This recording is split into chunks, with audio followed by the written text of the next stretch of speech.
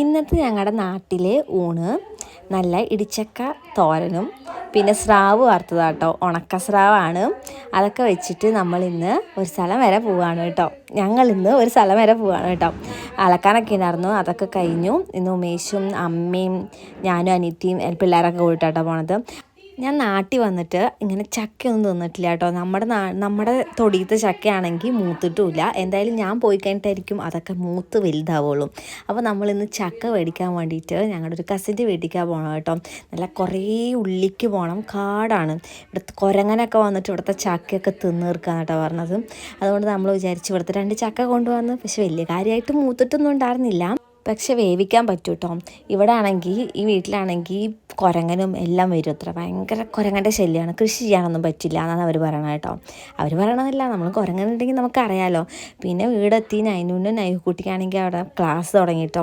ഇപ്പം ആണെങ്കിൽ നൈനൂൻ്റെ ക്ലാസ്സിൽ ഒരു മലയാളി കൊച്ച് വന്നിട്ടുണ്ട് കേട്ടോ. അതുകൊണ്ട് അവർ ഡെയിലി എടുക്കണ നോട്ട്സൊക്കെ വാട്സപ്പ് ചെയ്ത് തരാറുണ്ട്. അതുകൊണ്ട് ഞാൻ എപ്പോഴും ഡെയിലി പഠിപ്പിക്കാറുണ്ട് കേട്ടോ വീട്ടിൽ. അല്ലെങ്കിൽ എനിക്ക് അവിടെ പോയ പണി കിട്ടും, കാരണം ഞാൻ എല്ലാം കൂടി കുത്തിയിരുന്ന് പഠിപ്പിക്കേണ്ടി വരും കേട്ടോ. അതുകൊണ്ട് ഡെയിലി ഞാൻ പഠിപ്പിക്കാറുണ്ട്.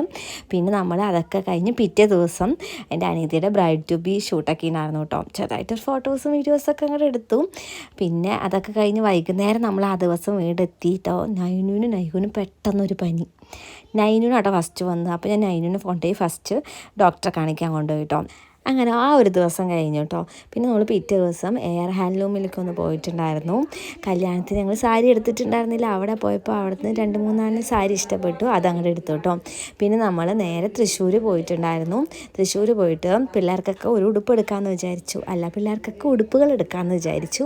അപ്പോൾ ഉടുപ്പെടുത്തു. പിന്നെ നമ്മൾ അവിടുന്ന് മാലയൊക്കെ എടുത്തു കേട്ടോ. കൊല്ലം സുപ്രീം എന്ന് പറഞ്ഞൊരു ഷോപ്പ് നാട്ടോ എടുത്തത്. ഞാൻ എവിടെയോ കേട്ടിട്ടുണ്ട്, എനിക്ക് ആഡിലൊക്കെ ഞാൻ കണ്ടിട്ടുണ്ട് കേട്ടോ. അവിടെ ആണെങ്കിൽ ഇപ്പോൾ നല്ല ഓഫറുണ്ട് കേട്ടോ. 1000 മേലെയുള്ള നമ്മൾ ജ്വല്ലറിക്കൊക്കെ നല്ല റേറ്റ് കമ്മിയാണ് കേട്ടോ. ഞാൻ 400 രൂപയ്ക്കൊക്കെയാണ് തോന്നുന്നു മേടിച്ചത്. നല്ല രസമുണ്ടായിരുന്നു കേട്ടോ.